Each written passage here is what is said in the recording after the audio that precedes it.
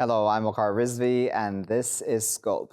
Welcome to today's show. We're going to discuss, firstly, the U.S. sanctions that have just been placed on Iran. The U.S. has announced these sanctions as part, of course, of its continuing maximum pressure campaign. Washington has now blacklisted 3 Iranian entities for engaging in what it calls significant transactions to trade in Iranian petrochemicals.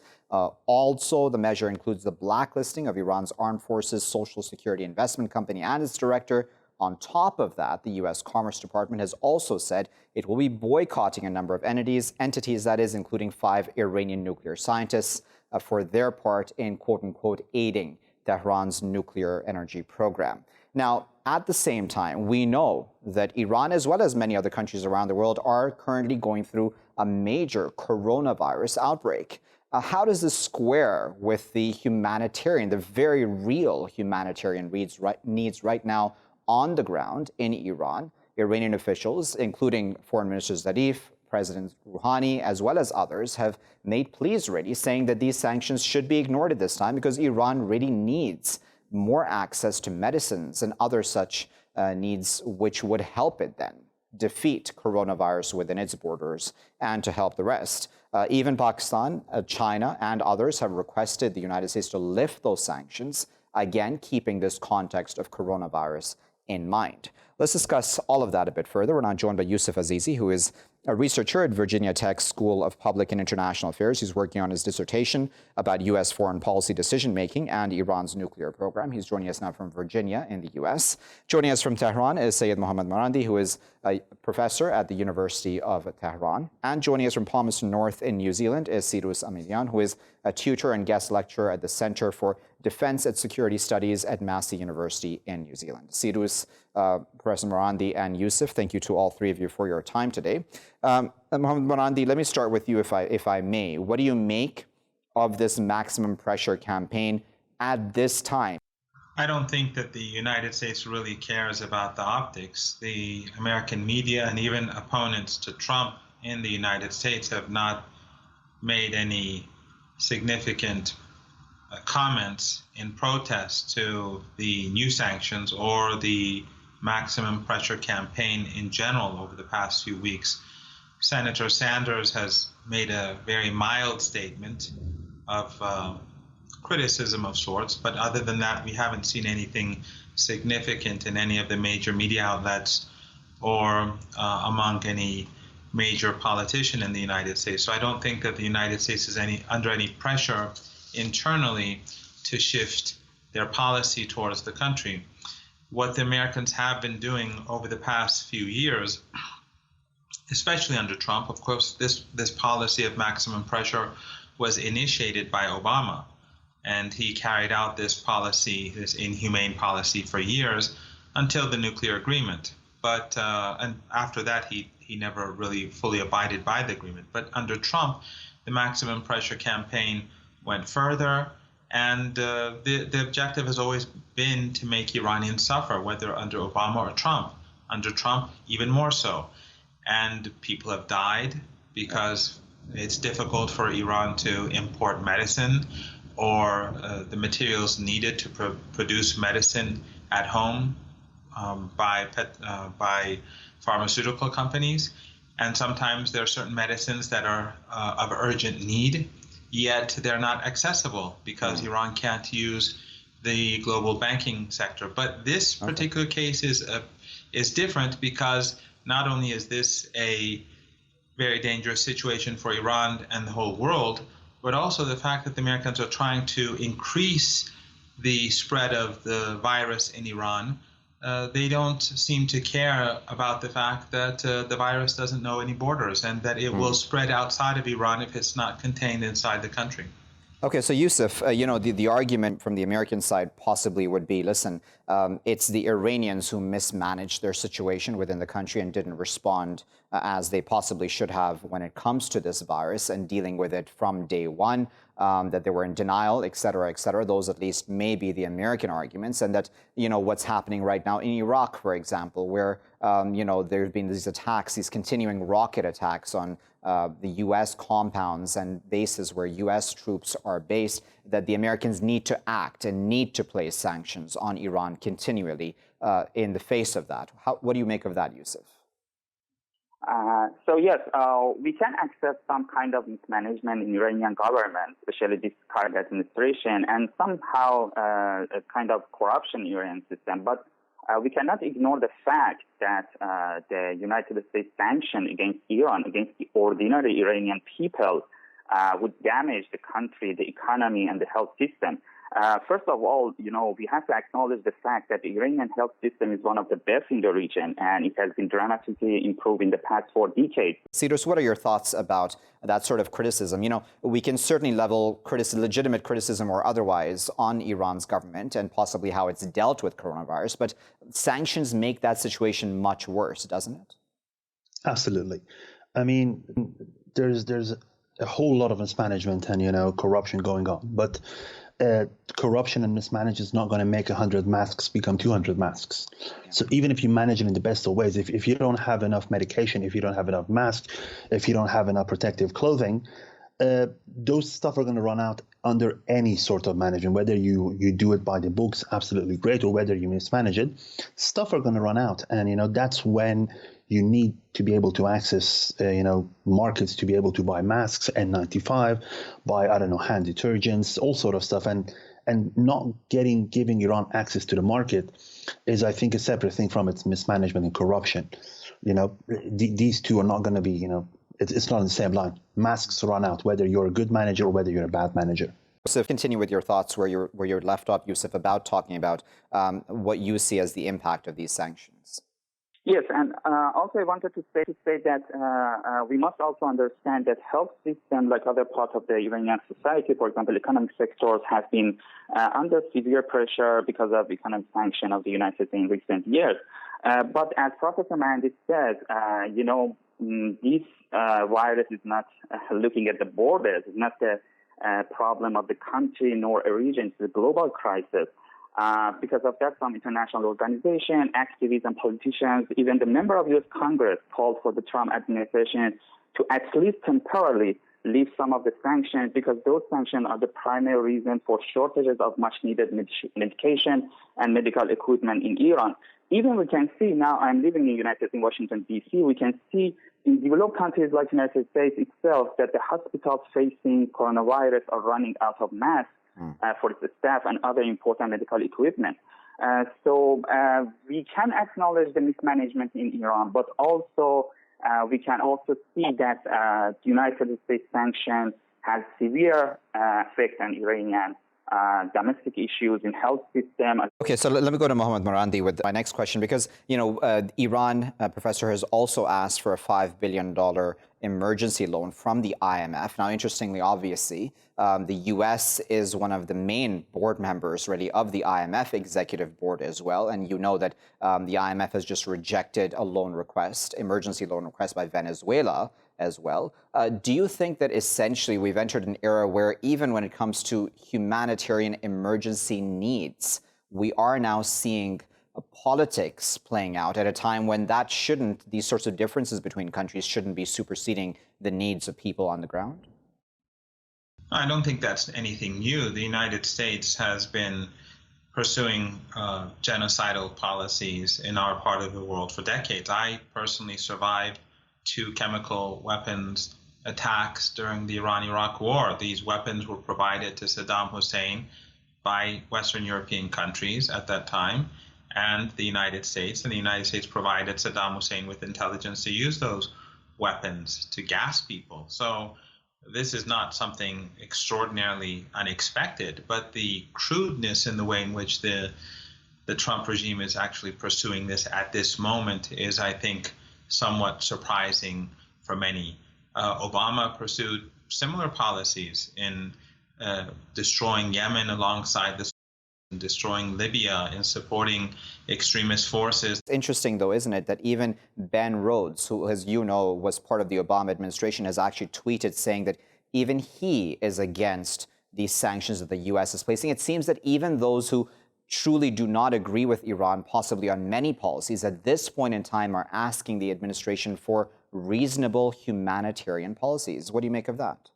That's the least that we say. That's not, doesn't show a great deal of humanity. But one thing I would like to add, and that is that these Western narratives that are often racist of gross mismanagement in Iran, the mismanagement, if I mean, all countries have corruption and mismanagement. It's not as if Iran is an extraordinary case. But the situation in Italy, which is in a part of the European Union, is far more grave than Iran. But you don't see these narratives in the West. The first kit that the Iranians received was, I think, on the 17th of February. And they received it through the WHO because they couldn't receive it from any other source. On the 19th of February, 2 days after receiving the kit, the Iranians found the first person who had the virus. And on that very day, which was 2 days before the country's elections, it was declared. 2 hours after it was discovered that someone had the virus, they announced it. So whereas, for example, countries like Turkey or the United States were or continue, as in the case of Turkey, downplaying the virus, the Iranians were open about it. They actually decreased the turnout of the Iranian elections substantially as a result. So, but this is not something that the Iranians are going to get credit for, because that's the narrative in the West. They like to say that Iran is corrupt and they mismanage in order to justify genocidal policies that they are pursuing. There is no justification or linking Iraq to the sanctions. First of all, they're denying Iraqis agency. The Iraqis don't want the Americans there. Yeah. Parliament has voted them out. The government, the prime minister has said they have to leave. Millions of people have gone to the streets, and the Americans deny the Iraqi people agency, which is itself, I think, a sort of Eurocentric and racist position to take. It's as if the Iraqi people don't exist, and whatever resistance takes place is from Iran, and therefore to help spread the virus in Iran is somehow justified. All right, so Sirous, one of the things that I've wondered about this is that it seems that, the likes of the Chinese, the Russians, even the Turks, in fact, have given help to Iran, humanitarian supplies, I believe, at certain levels, to be able to deal with this coronavirus outbreak. Doesn't that sort of work against what the Americans would want? Because the stated aim of this maximum pressure campaign is to get Iran to essentially bow in some way, right? To have it come to the negotiating table, to negotiate a deal which would then include ballistic missiles as well as Iran's regional role. That won't really happen, will it? Because this just pushes Iran further towards China, Russia, and others. Well, yeah, those helps are coming from a lot of countries that don't necessarily align with the United States. You mentioned Russia and China, but also, Turkey and the United Arab Emirates helping Iran is actually something I think very rational, because the U.S. can do many things, but we got to realize that it's sitting half a world away, using that geographical segregation from Iran. But Turkey is only kilometers away from the Iranian border, or there's many Iranians who fly into the United Arab Emirates. So those countries providing help in Iran to contain the virus can first have soft power motifs. They wanted to increase their soft power. They wanted to project an image in the Iranian audience. But also, at the end of the day, it also helps them, because if Iran manages to contain it, it's good for them, because it seems to be the hotspot of this illness in the Middle East. And those countries are usually a very short hour, a 1 hour short flight away from Iran. So I think those things come into discussion here. Okay, and Yousof, one of the things that if we're talking about the IMF or otherwise, I mean, we don't know at this point in time if the IMF will give the loan to Iran or not. But, do you think that at this point in time, that even if that loan goes through, does this mean that in the eyes of Iranians, that somehow they'll like the U.S. anymore? I mean, it's hard to imagine if the U.S. is going to be able to win the hearts and minds of Iranians. I don't think so. So, this loan would unlikely to be received to Iranian because of the, United States against it. I'm sure about this, but I would like to mention that the U.S. maximum pressure on Iran has no more capacity to damage Iranian economy. So this is the maximum. And on this new sanction on Iranian scientists, some politicians, some entities, it is just symbolic. It is just something to affect psychologically the Iranian people and Iranian politicians. And,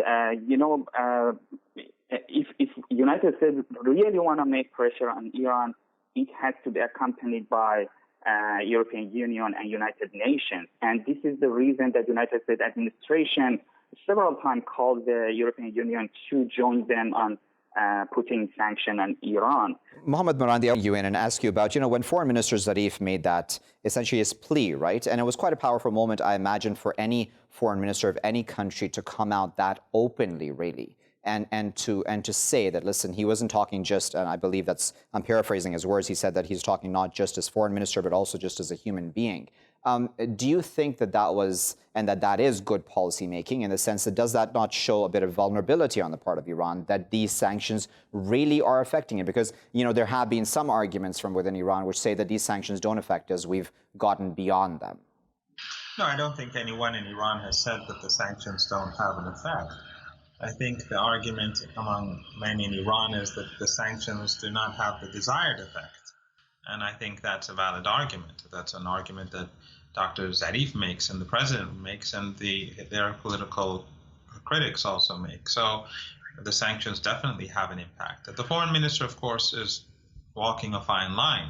And I don't think he's showing any sign of weakness by making this statement. In fact, I think what he does is that he reveals the United States for what it is, and that is an oppressive regime that is brutal and is prepared to kill as many people as possible in order to get its way. And that's been the problem with the United States for the last 40 years anyway. So the fact that Dr. Zarif made this statement or makes such tweets is, I think, more done in order, or these are carried out in order to put pressure on the United States, to isolate the United States in the eyes of world public opinion. Yeah. So when you look at public opinion in the non-Western world, and I should clarify something, the European Union has sanctioned Iran. All of the sanctions that Trump has demanded are being implemented by the European Union effectively. Whether they declared or not, they are fully complying by the U.S. sanctions. Every single sanction that Trump dictates, the Europeans obey. And the Europeans have provided Iran with no support, except for a small amount of support coming from France a week ago. Nothing has come from the European Union. So not only are they sanctioning Iran alongside the United States, but they are also not providing any form of significant assistance. Okay, I'm just going to interrupt you. I do apologize. Just talk is getting the best of us, Professor. Sirous, I wanted to get the final word from you. These sanctions and previous sanctions continue to, also try to choke off Iran's ability to export oil, right? So that essentially just means that Iran is able to earn less and less for its own people. What does this then mean for the near future, the medium future, the long future? Does this mean that Iran will be forced to come to the negotiating table as the U.S. so wishes? Yeah, I mean, with the oil war going on now and the price is falling, it's not helping Iran in any way. And, the sanctions have got the better of Iran. It's not able to export as much oil as it wants. And, this is going to be a major problem as it goes on, because if they manage to sell 1 million barrels of oil, if we say with heavy discounts, they now have to discount oil that is already very cheap for them. So there's very little that is left for Iran. I think we might see some movements after the American election, and because it's very clear this cannot go on. And some might say I'm sitting outside and judging what's happening in Iran, but I think the situation is getting worse because there's going to be less access to money. There's going to be less access to funds. We're seeing the Americans are not even letting needed medical help coming through. So my hope is that something will happen after the American election, because this cannot go on any longer for the sake of the Iranian people, at least. Very well. We'll have to leave that as a final word. But appreciate, of course, all three of our guests. That was Sirous Amerian speaking to us from Palmerston North in New Zealand, Seyed Mohammad Marandi speaking to us from Tehran, and Yousof Azizi was joining us earlier from Virginia in the U.S. Viewers, we try to give you, as much of the point of view from Iranians both within the country and outside, because this is a complex situation where there is some very legitimate criticism in some quarters about how the Iranian government may have reacted at the beginning when it came to this coronavirus outbreak in the country. Professor Marandi there mentioned, that the Iranians were open from day one, but then there's others who would give a different side of that story. Nevertheless, the U.S. has placed more sanctions on Iran. In this context, was that the smartest thing to do? Even Ben Rhodes, as I had put to Professor Marandi, has come out against this, and he's from the Obama administration. Certainly no one who is pro-Iran, but can see that at this point in time, this is probably not very good policy making, especially at a time where this sort of virus doesn't really know borders. So why not help Iran defeat this virus so that it doesn't spread to any other countries, be it neighboring or otherwise? Because Iranians do travel at the end of the day. Even with the travel restrictions in place, there may still be some who are, of origin Iranian who are traveling to any respective countries. We'll keep a close eye on this, because certainly this impact will be felt in the coming days.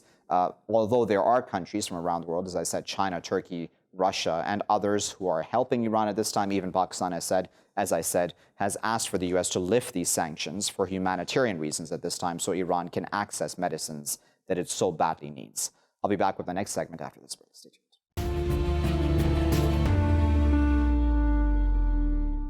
Welcome back, viewers. You're still here on Scope with me, Waqar Rizvi. In this segment, we're going to discuss Russia. And as we know, constitutional amendments there have been proposed by the Russian president that have now been approved by various legislatures and government bodies there. There is, though, concern on the part of the international communities and some criticism from even within the country about whether this is possibly just another power grab by President Putin at this time, because what it does is, even though it limits presidents to 2 terms, it then resets the term count at this point in time of the sitting president, i.e. Vladimir Putin. So will he run again in 2024? That seems to be on everyone's minds who follows Russia at this point in time. And that will be put, though, to a vote in a referendum if this COVID-19 outbreak is controlled and remains controlled within Russia by the time that vote is to be held on April 22nd. Is Putin trying to grab power? Is that what's really happening here? Or are we all just making a big deal of something that we don't even know will happen? Because he hasn't really said that he will 100% be running in 2024 for another term. Let's discuss that further. We're now joined by Tim Kirby, who is a political analyst for Strategic Culture Foundation. He's joining us now from the Russian capital, Moscow. We're also joined by Ron Keller, who is a former Dutch ambassador in Russia. He's also former top advisor at the EU and the Dutch Ministries of Finance and Foreign Affairs. He's joining us now from The Hague. And joining us from Perm in Russia is Pavel Luzin, who is a PhD in international relations and expert in Russia's foreign policy and defense. Pavel, Ron, and Tim, thank you to all 3 of you for your time today. Ron, let me start with you. There is concern in the West, as you know, Ron, about whether President Putin is seeking to remain president all the way till possibly 2036. Are we sort of prejudging the situation, though? Because it's not like Putin himself has said that he wants to do that.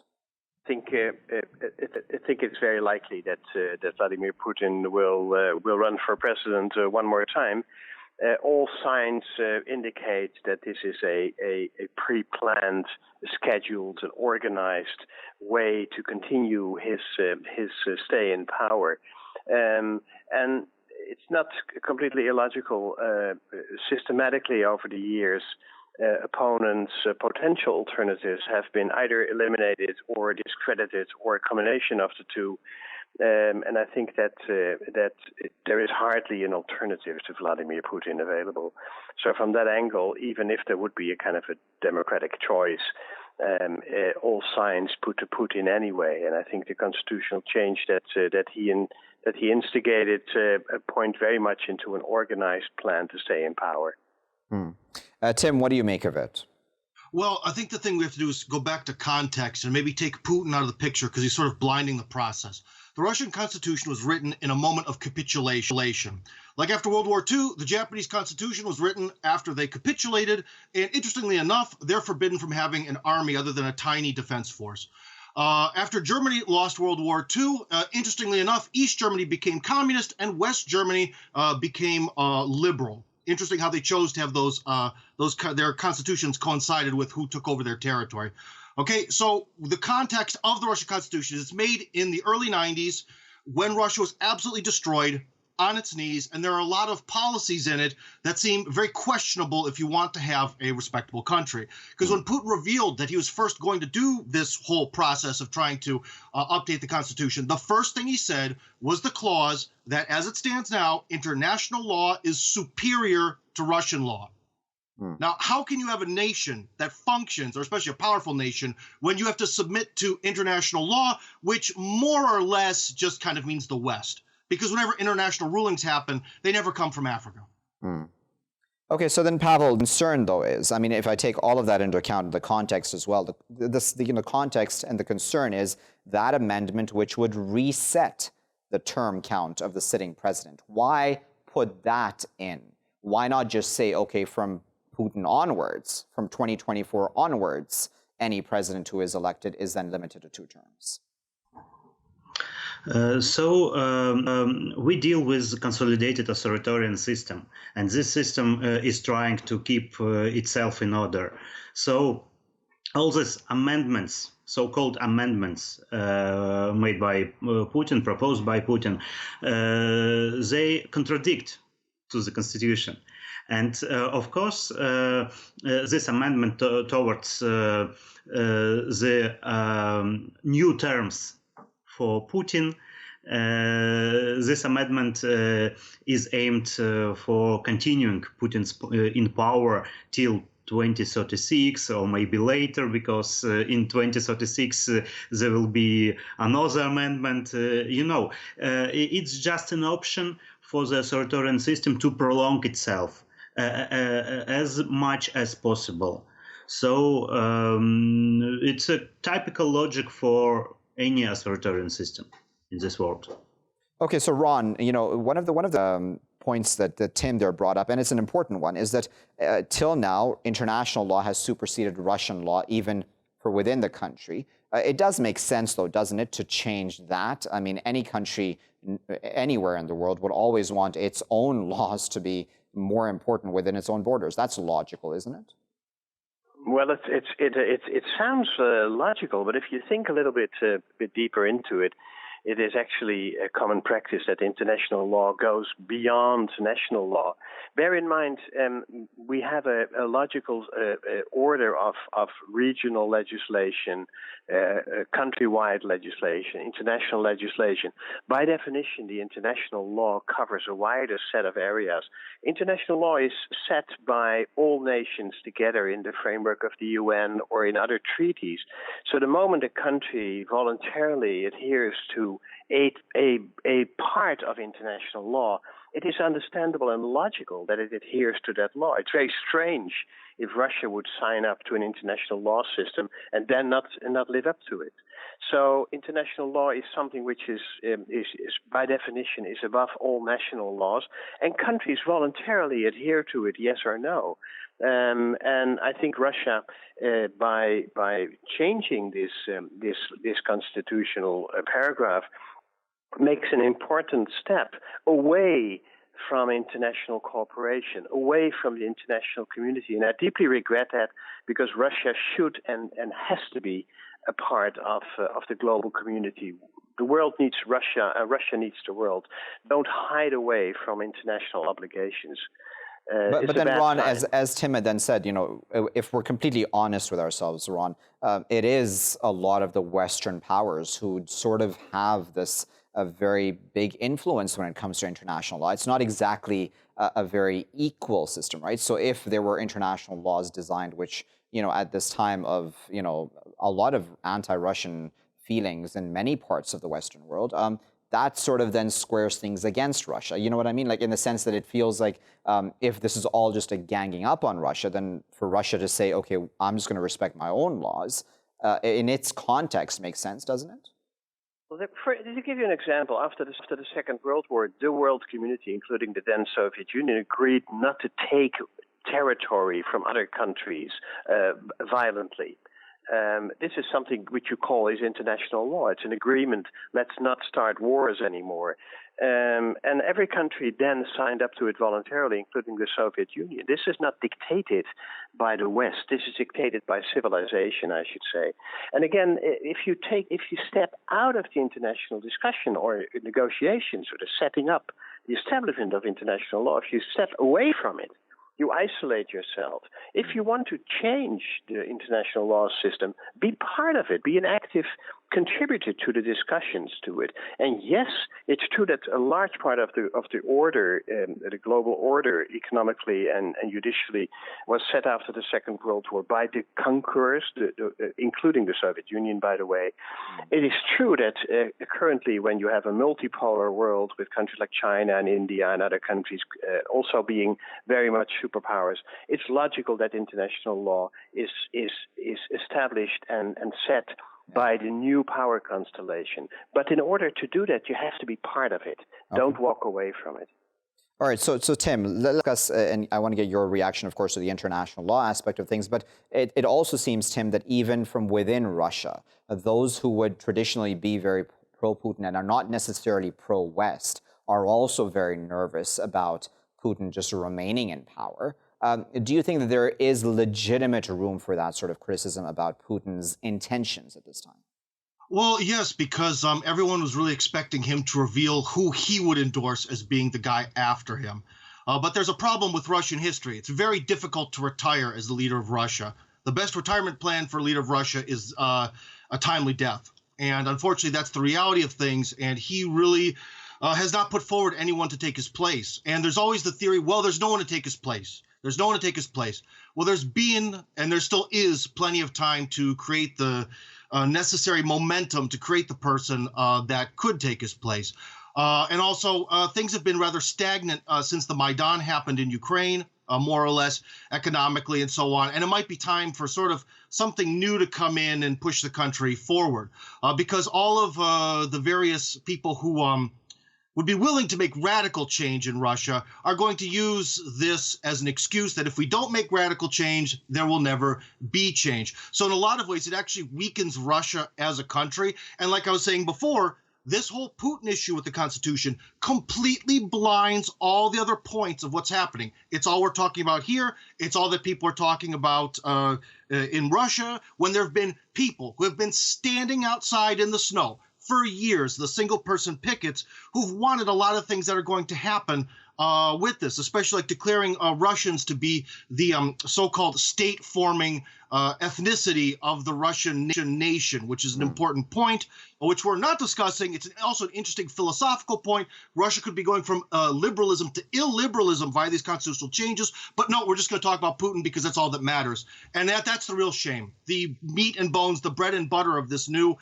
exciting ideological movement is just being swept away by Putin's, but just very quickly, before I go on to Pavel, Tim, wouldn't there be legitimate criticism then in place that if there is really nobody in place, and I mean I'm sure it can be argued in place, who can replace and or be elected, who is just possibly as good a leader or strong a leader as Putin is of Russia, isn't that kind of a bad judgment on the country and, the kinds of diplomats or not it is producing at this time? In my personal view, Russia is very much always has been and always will be focused on the sort of cult of personality, although I don't think Putin has a very particularly ultra-strong cult of personality. The West portrays him here like they sort of made him Stalin 2.0, which is completely ridiculous. But you definitely have to have some personality and some sort of image. And that's the way everything is done here. And I think it's very hard to crawl out of his shadow. Maybe a good example would be Maduro in Venezuela, who was actually able to I didn't believe in him. I thought he was going to completely fail. But after Chavez was done, he came in and was able to sort of pick up the ball after that very large cult of personality that he had inherited. But unfortunately, I guess it maybe does say something bad about Russian culture, but that's simply the fact. The problem is someone maybe like Shoigu, who's taken over the military a few years ago, has done a fantastic job revitalizing the military. It's a very important aspect to life to Russians, but he's not an ethnic Russian, and so that would lead certain nationalist groups to be able to exploit that. So what can you do? And Lavrov is also very beloved, but he's also vastly too old. Okay, so Pavel, what are your thoughts about? Is there really no one who can really be just as strong a leader as Putin is of Russia? It depends on Russian civil society. It depends on Russian opposition. If they will be able to compete with Putin, if they will be able to organize people to struggle for their freedoms, to struggle against authoritarianism, and to keep people's feelings on the side of opposition. And currently, during the economic collapse in Russia, maybe Russian opposition will be able to propose some counter agenda towards these amendments and so on and so on. And also, I would like to agree with His Excellency Ambassador Keller, because definitely international law does matter. And if Russia signs something, some international treaty, they should be executed. These treaties should be executed even in Russia, because without this, there will no sense of signatures. Okay, so Ron, at this time, for the rest of the world, right, if we have Putin not running in 2024, then that sort of leaves a bit of doubt about who takes over Russia, right? Because Russia, as you said, is an extremely important player in the international arena. And even though it has major differences with NATO member states and others, it still manages to work with them when it comes to some really important global issues. So would it be preferred, do you think, to have the sort of stability that Putin represents? Well, for any partner of Russia and for the Russians themselves, stability is, of course, always a virtue. I mean, there's no doubt about it. In a country that has no tradition, I think previous speakers mentioned it, no tradition in democracy, in choice of leadership based on a popular vote, but a country that is used to an authoritarian governance structure, stability means, in such a structure, stability means continuity of leadership, whether we like it or not. That is, from a stability point of view, the best. Whether it's the best for Russia in the longer run is something else. But I don't see Russia changing to a Western-style democratic system in the short or even in the medium term. So yes, I think whether we like it or not, we have no choice. I mean, first of all, the choice is up to the Russians, obviously. But I think all signs show that Putin is there to stay for the coming years. As such, this means predictability and continuity, which is not a bad thing in itself. What is worrisome is the Russian economy simply sliding away. And ironically enough, this, in my view, doesn't mean that there is a scope for new leadership or for an alternative for Putin, but it actually strengthened Putin's case. Because you can imagine the tragic Russian history. People don't want a crisis. People don't want chaos. Certainly not with the Russian tradition and history. So when the economy is slowing down, even more reason for a lot of Russians to say, well, we better have Putin, and at least we have continuity. Tim, what do you make of this for stability? Because whether we like him or not, Putin has provided stability. He's been a very strong leader. He's a very strong personality, as you had alluded to as well in your earlier answer. Is it just better to have him continue because it seems that there isn't really an alternative that can fill his shoes? Well, that actually, I will agree with the ambassador there on that one. That stability is good for business. It's a key factor in investment, both domestic and foreign, and keeping the Russian economy afloat. So in a way, even if things are a bit stagnant is way better than the chaos that could happen with someone new coming in, especially someone new with new ideas who's going to make changes. It could create fear and all that. But I do want to jump back a little bit and talk, because both of the other guests have confused international agreements with international law.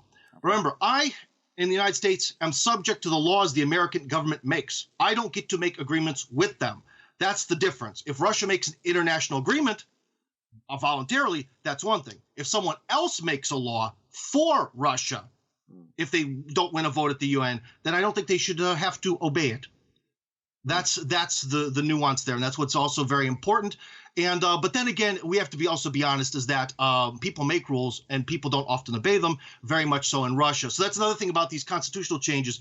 Despite the fact that on paper, it almost seems like for certain people, their dream of being able to go from a liberal system to an illiberal system, the proof will be in the pudding and how people actually react to all this. Because we can talk about now, like the Constitution, they're declaring that Russians believe in God, about traditional marriage, that Russia's existed for over 1,000 years, which is an interesting talking point within Russia.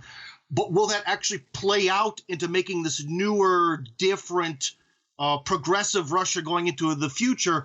Who knows? That really depends on the politicians. And unfortunately, having lived in Russia for a long time, I've become very pessimistic. And I've also met a lot of politicians. I would guess probably not to a major degree. All right, we're going to have to leave that as a word as the clock has gotten the best of us, but I appreciate Tim, Ron, and Pavel for their time and, of course, for providing their insight on this because, whenever we talk about Russia, we always tend to get just one point of view, and at least in the mainstream media, right, was just anti-Putin, and it just boxes everything into that sort of context. But it's bigger than that when we're talking about the Constitution, as Tim had spoken of and our other speakers have spoken of. There's other things going on here as well, which we need to understand. It's not just about the person of Vladimir Putin himself. It's what he represents possibly for Russia and even really for the world. As I had said to Ambassador Keller as well, it's about the stability that he provides in foreign policies, in the international cooperation that he represents. And of course, for the economy, as all of our guests agreed as well, he provides stability at this time for the economy, which is greatly suffering at this point in time. Do we want somebody brought in, because seemingly no one's really been able to train themselves or be experienced enough to really take Putin's place at this point in time? Can they just come in, swoop in, and become a strong leader like Putin and give that sort of stability to his own countrymen as well as the world? That seems very doubtful at this time. We'll keep a close eye on this, of course, because this has international ramifications, certainly, going forward. I'll leave it there for now, though. I've been Waqar Rizvi. Thanks for watching.